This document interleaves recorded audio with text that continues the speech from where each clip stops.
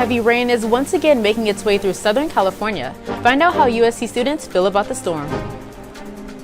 Get your votes in, Trojans. Voting for your undergraduate student president and vice president opens today. The award-winning artist and activist Common will be on campus tonight. Find out more about the rap superstar's visit in a live report.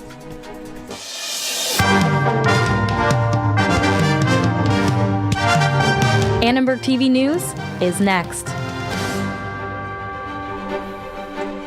A flood watch for LA County residents will continue until tomorrow, adding to the already historic month of intense rainfall. Hi, I'm Michaela Eidelberg. I'm Jack Kruger. Soaked hillsides and flooded streets are making life miserable for LA residents and students here at USC.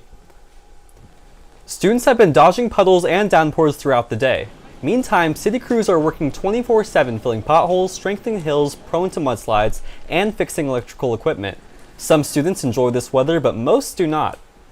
It's definitely takes longer to get to class and just longer in general. I know my classes are a lot emptier, and I think it's just getting wet and then having to change. We didn't expect that much rain because here is in LA, so it's a little bit hard to move, but it's possible. I actually started walking more just because it's a little quieter on campus. It's a little more isolated, and you feel like you actually get to see the beauty of your own campus rather than just walking through it just to get to class. If conditions get worse, residents in some areas could be forced to evacuate. Hopefully, this storm will pass without mudslides and flooding. The relentless rain is especially hard for those living on the streets. The LA Homeless Services Authority is helping with this augmented winter shelter program. This government program serves over 20,000 unhoused people. They receive shelter, 3 meals a day, and access to a caseworker to help secure permanent housing. Any folks who are interested in receiving a motel room or being transported to a seasonal winter shelter can call 211 and arrange for transportation. They'll work with that person to ensure that they have everything they need to be able to get to the sites that they want to go to. More information on their services and how to access them can be found on their website at lahsa.org. Today marks the first day of voting for USG candidates. Voting stations were planned outside at several locations on campus. The rain forced the voting to take place indoors, in the Annenberg Hall lobby and inside the TCC building. Voters talked about what they want to see from USG. Being here for one semester, I am still not used to everything, so I think maybe just overall some more organization with some of the events that go on campus. I guess I just want to see everyone happy, which is kind of an unattainable thing. Maybe just transparency and communication, diversification. When the rain ends, students can find voting posts at Levy Library, Tommy Trojan, Alumni Park, and Party Lawn. Students can also vote online at usg.usc.edu/elections. The California primary election is just 2 weeks away. Annenberg Media's Vincent DeMonte reports on the grand opening of a brand new ballot processing center. 1, 2, 3. A new ballot processing facility in Los Angeles County is designed to ensure that this year's elections will remain secure.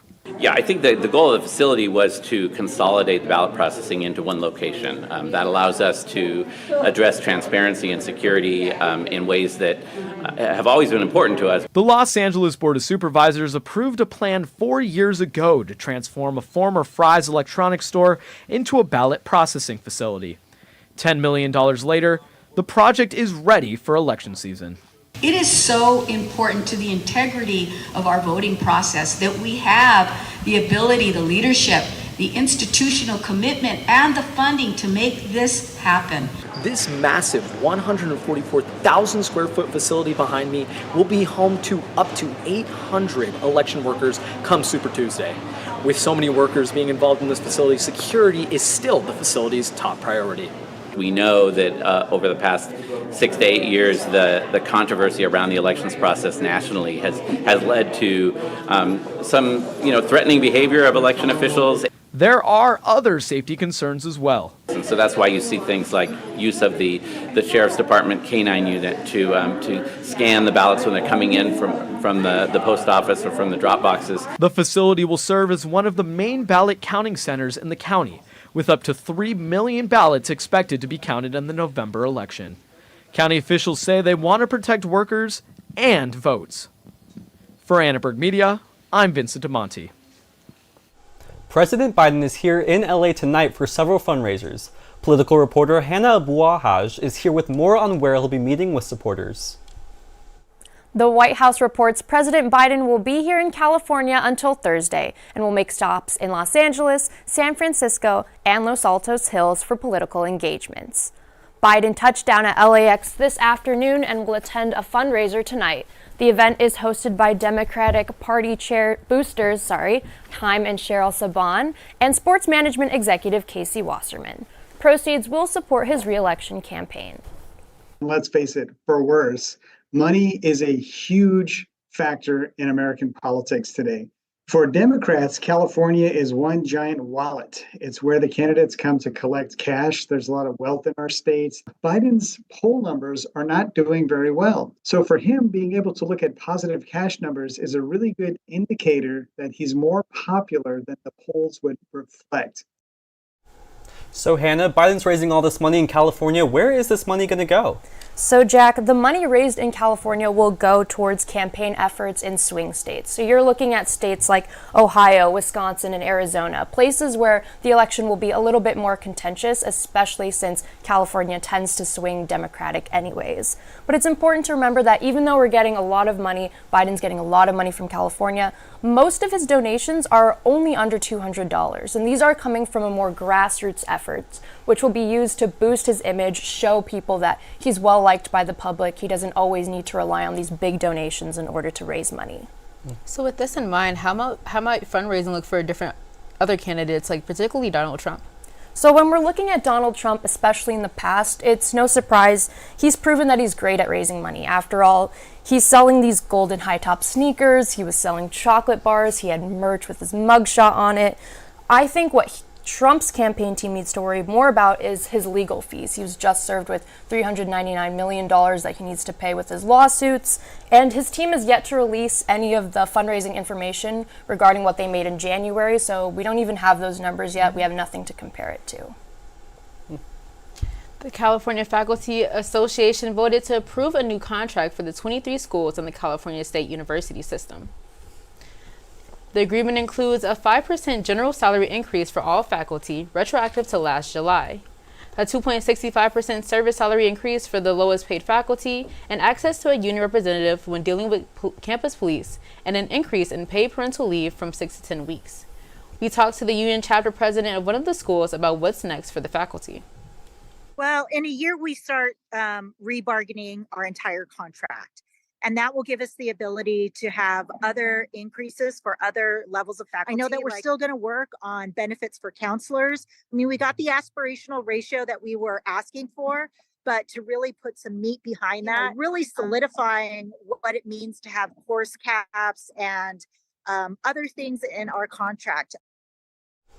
The CFA is waiting for the State University Board of Trustees to ratify the agreement in March. This is the final step before the contract can go into effect. LA police are searching for 4 suspects who allegedly attacked members of the Turkish consulate at USC. Shame on you! Shame on you! Shame on you! Shame on you! Shame on USC! Last semester, Armenian students and supporters protested the U.S.-Turkish ambassador who was speaking at a conference in Wallace Annenberg Hall. The demonstration turned violent when Turkish officials left the building. Police have released pictures of 4 men who they say pushed, punched, kicked, and threw water at members of the ambassador's group. The suspects face hate crime charges. The Turkish government's denial of the 1915 Armenian genocide and ongoing land disputes in the region increased tensions and sparked last semester's protest. Big news in the finance world as Capital One announces its plan to acquire Discover Financial Services. This all-stock trade is valued at over $35 billion, and if it goes through, would merge 2 of the largest credit card companies in the country. While this deal is still tentative, shareholders in both companies would be the big winners. Many have raised antitrust concerns because of how the deal would harm consumers. The head of coalition representing consumers said in the statement that the deal also poses massive antitrust concerns given the vertical integration of Capital One's credit card lending with Discover's credit card network. Finance professor Ricardo De La O explained the implications of this deal. Right, this is a trend that even if they fail to do so, that's already kind of like the canary in the mind that other company, right, later is going to try to do something similar now in a way that they may achieve it. Capital One says it expects the deal to be approved by regulators in late 2024 or early 2025. The Biden administration faces pressure from Democratic progressives to block the deal.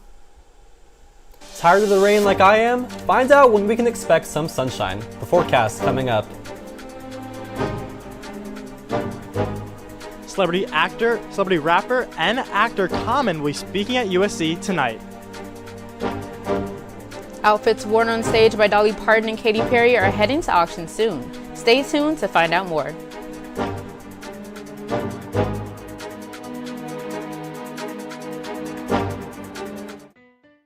Let me tell you how we amplify our Latine voices. Check out Dímelo. We have it all. Deportes. Entertainment. Noticias. ¿Qué tal? Soy Mariela Gómez y bienvenidos a Dime la Hora.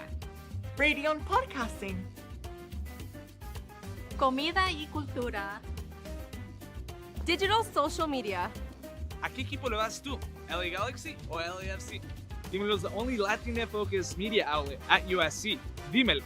We have it all. Dímelo. We have it all.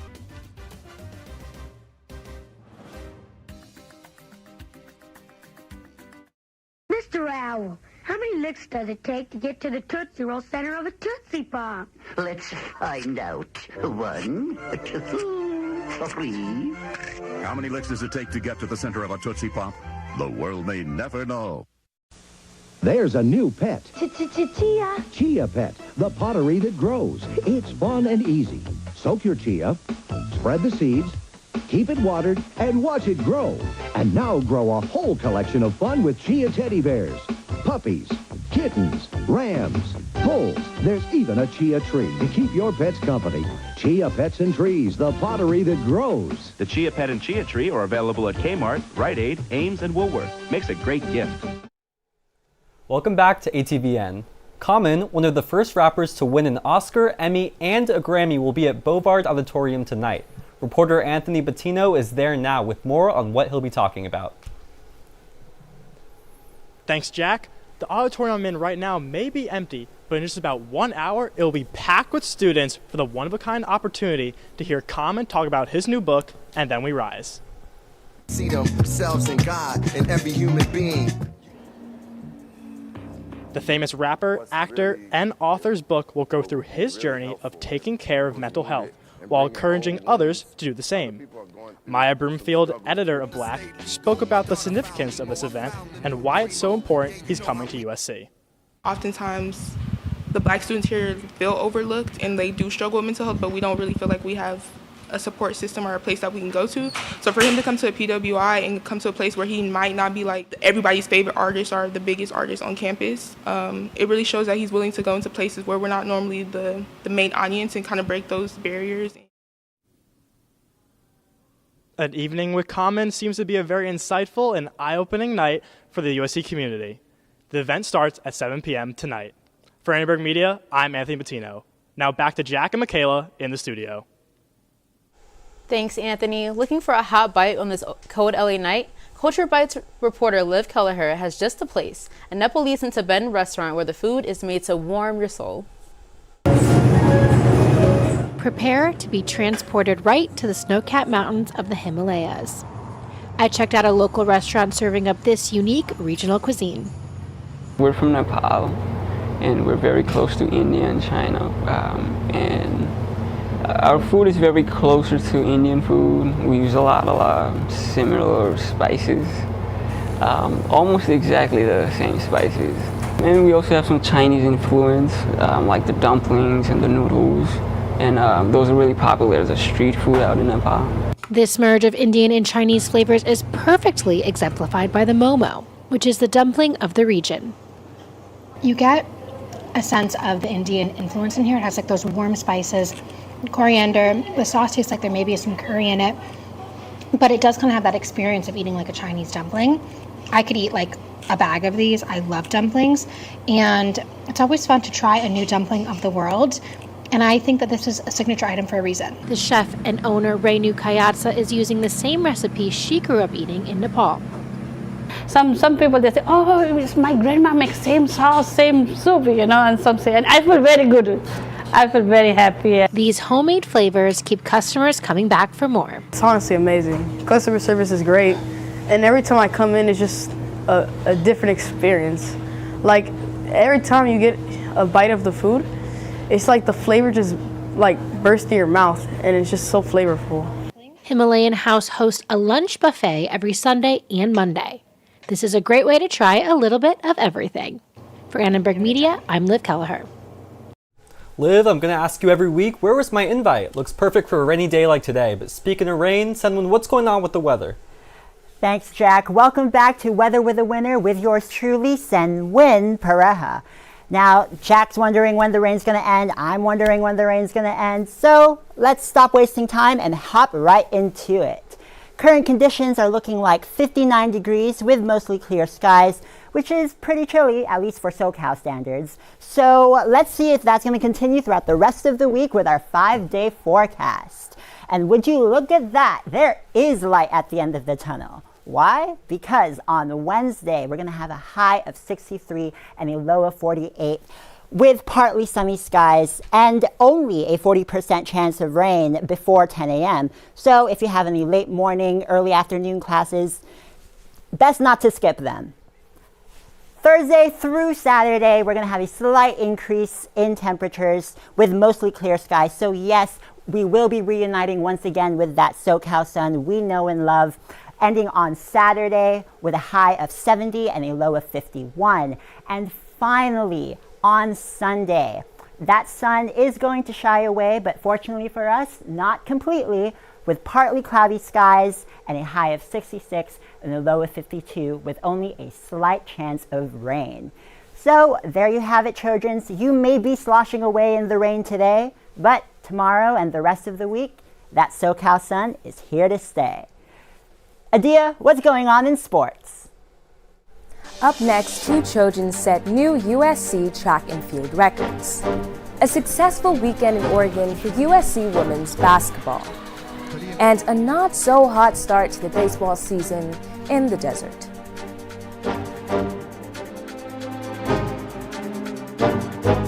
Bonjour, je suis le grand musique. Je suis la jeune fille.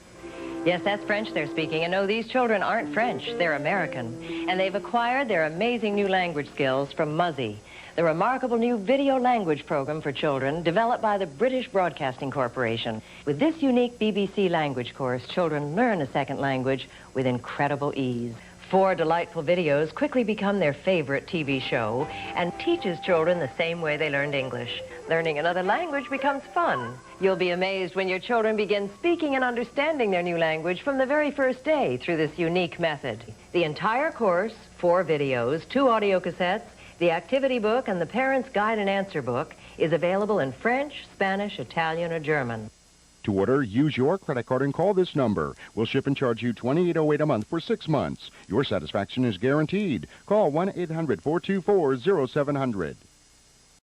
Okay, this stuff is really amazing. I mean, I put it in my mouth and I taste watermelon, but it's not just that. I taste strawberry too, but it's kind of like a watermelon-y strawberry put together. Hey, hang on.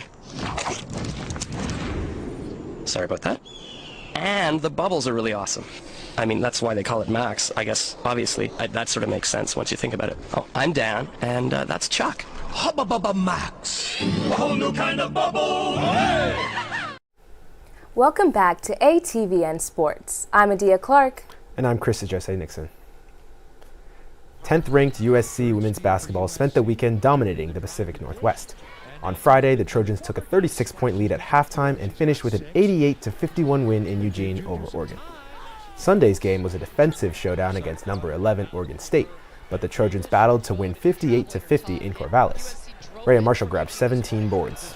And also for us, this game was, like Coach Lindsay said, it was very meaningful, and we wanted to come out here and get a sweep. That was our goal before we even stepped on our bus to even get on the fight here, and we just executed that. On the men's side, freshman Isaiah Collier led the Trojans to a 68-64 victory over Utah at the Galen Center Thursday night. But on Saturday, Collier's 25 and Boogie Ellis's 30 weren't enough as USC lost a double overtime thriller to Colorado 92-89, falling to just 4-11 in the Pac-12 on the season.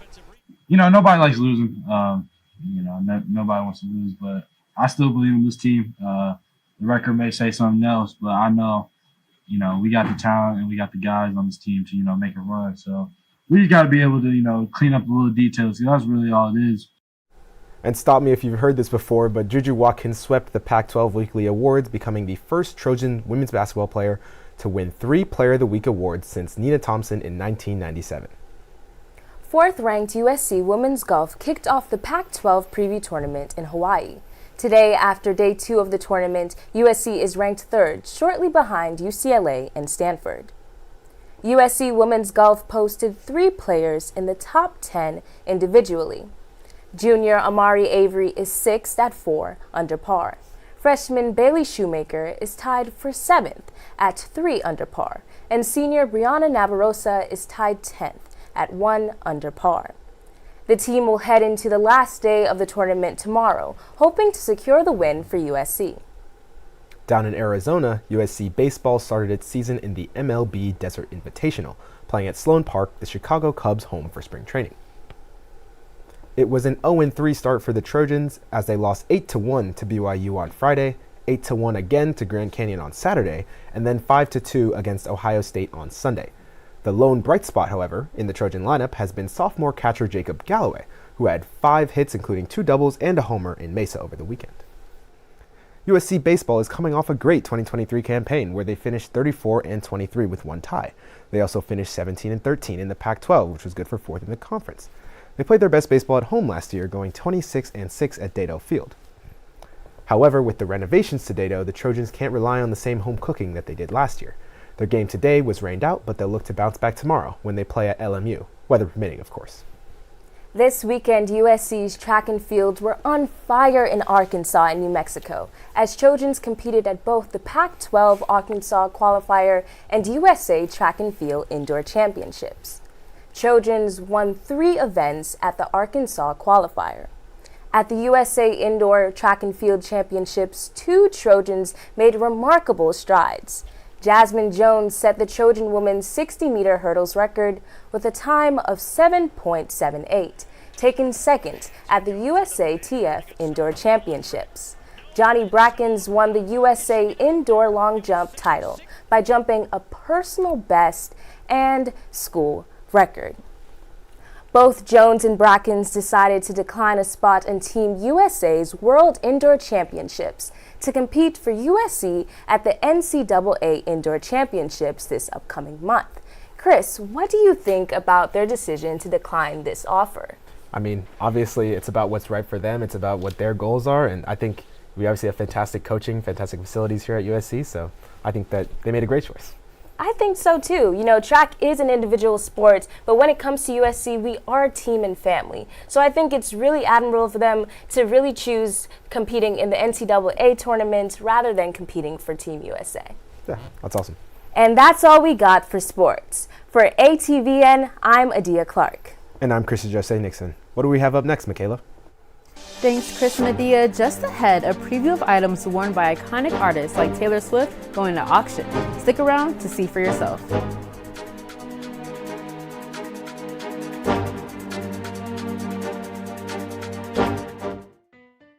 Let me tell you how we amplify our Latine voices. Check out Dímelo. We have it all. Deportes. Entertainment. Noticias. ¿Qué tal? Soy Mariela Gómez y bienvenidos a Dime la Hora. Radio and Podcasting. Comida y cultura. Digital social media. ¿A qué equipo le vas tú? ¿LA Galaxy o LAFC? Dímelo is the only Latina-focused media outlet at USC. Dímelo, we have it all. Dímelo, we have it all.